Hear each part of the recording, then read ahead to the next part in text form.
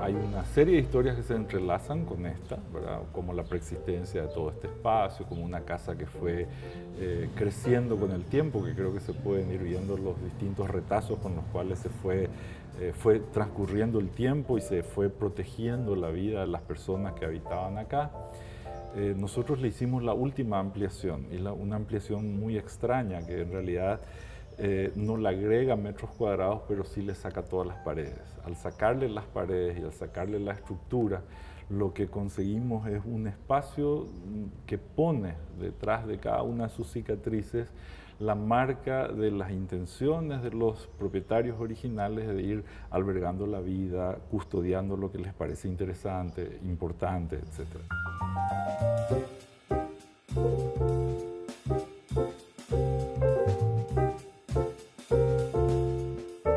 La arquitectura se mueve en un amplio espectro que de repente sintetiza en una sola obra un montón de inquietudes que provienen de distintos lugares.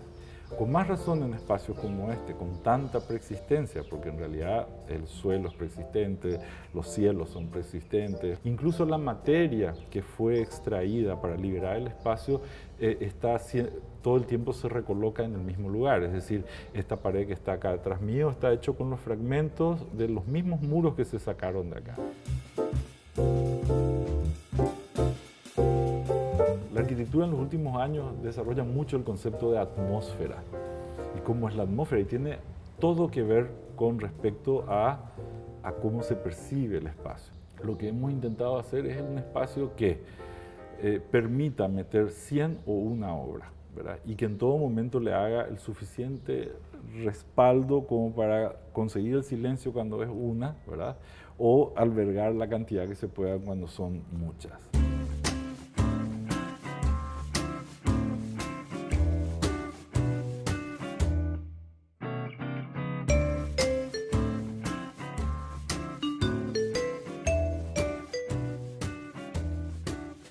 Son 50 años desde el primer cuadro que compré de Ricardo Yussman. La pintura es del 65 y yo la adquirí en el 67. Él hizo solamente 3 obras de esa que se llamaba Bosque en Llamas.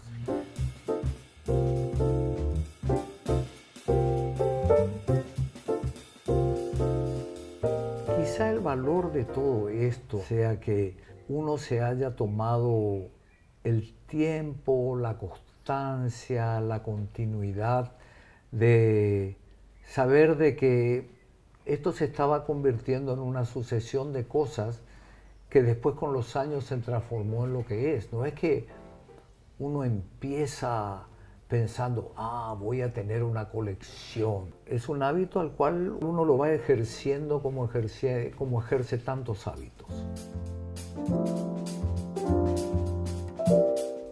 5 años después de haber comprado la primera obra de Ricardo Yussman, yo seguía sin tener una totalidad de comprensión de lo que era el arte. Pero me arriesgaba, viajaba y miraba. Mi formación, más que técnica o académica, es un ejercicio de experiencias sensoriales. Mi ojo me ha llevado a través de estas distintas etapas para intentar entender y aprender, digamos, la estética de una obra de arte determinada.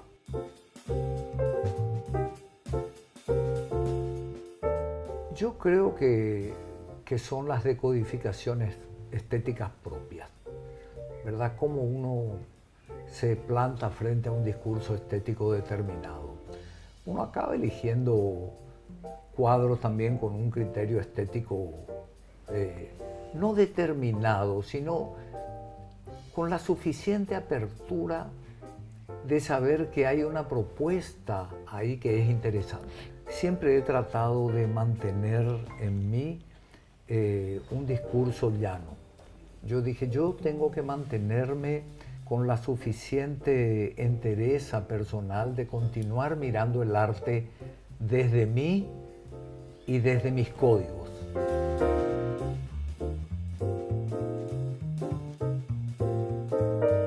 Todas las colecciones tienen esa característica que también tiene la libertad de manifestar una manera de ver del coleccionista.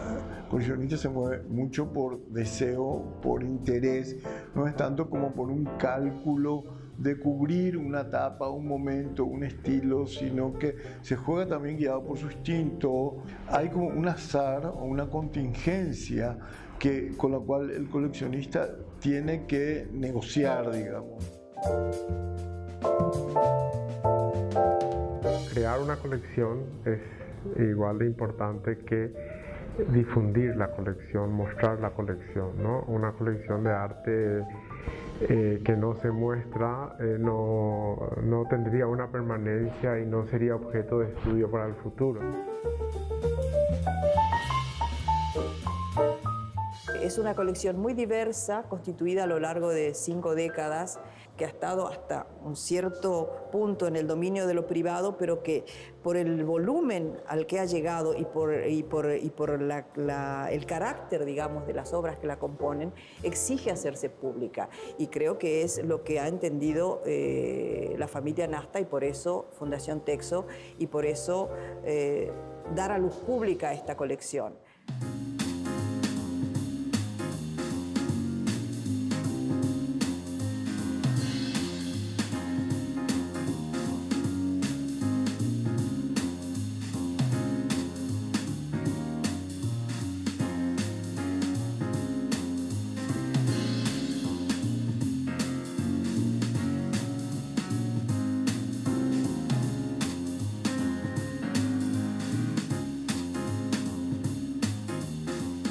Yo quise usar esa expresión de Daniel, que es el viaje del ojo, porque habla de su propia subjetividad. Siempre trabajar una colección es complejo, pero en este caso porque la idea era mostrar lo más posible la colección, ¿verdad? Entonces, cuando vi que en la exposición, en la colección, había artistas representados con una gran cantidad de obras, con obras de diferentes momentos de su proceso, como es el caso Krasniansky. Y había artistas que a lo mejor están representados con un momento específico de su obra. Me di cuenta que había que proceder, digamos, a partir de lo dado, a partir de esos datos, de qué es lo que hay. Y no intentar hacer una construcción historicista, por ejemplo, porque no iba a ser posible. Y me pareció interesante dejar hablar la obra, o sea, que las obras se encuentren entre sí a partir de sus propias afinidades.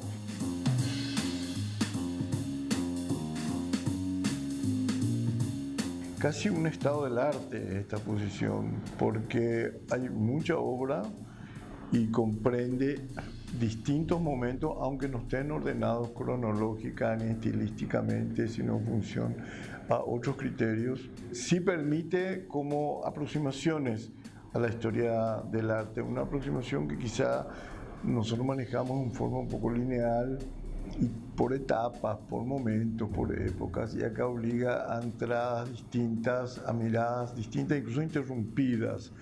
Y esos cortes que caracterizan también la lectura contemporánea, que son cortes quebrados, que son saltar de un punto a otro, sin necesariamente buscar estrictamente continuidades o suavizar el tránsito entre las distintas lecturas o miradas u obras mismas, la permite como así una mirada que trae a la contemporaneidad de esa obra.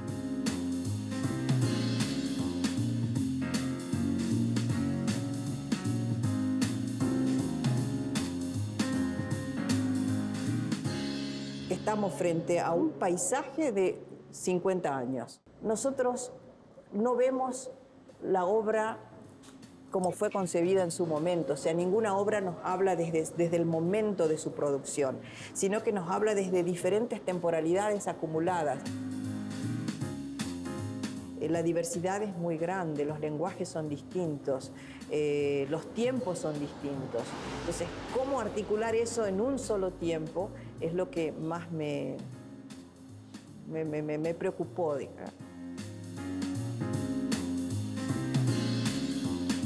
Yo creo que una de las cosas más interesantes que tiene el arte es esa posibilidad de ser matriz de temporalidades distintas.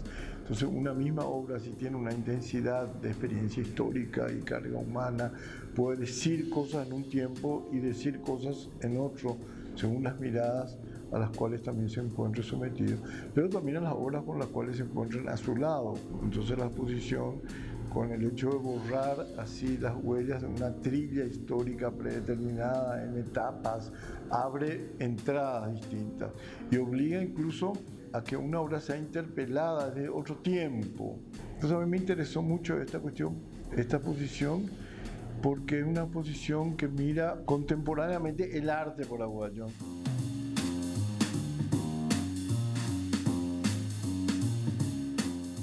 A mí personalmente me ha impresionado dos cuestiones de la exposición. Por un lado, la selección y también la apuesta que permitía, por un lado, de una amplia colección extraer o poner en escena obras muy interesantes de la historia del arte paraguayo que conseguían un diálogo muy especial. Y por otro lado, trabajar un espacio con una arquitectura muy singular, con unas texturas muy expresivas, yo creo que se consiguió una apuesta también muy cuidada.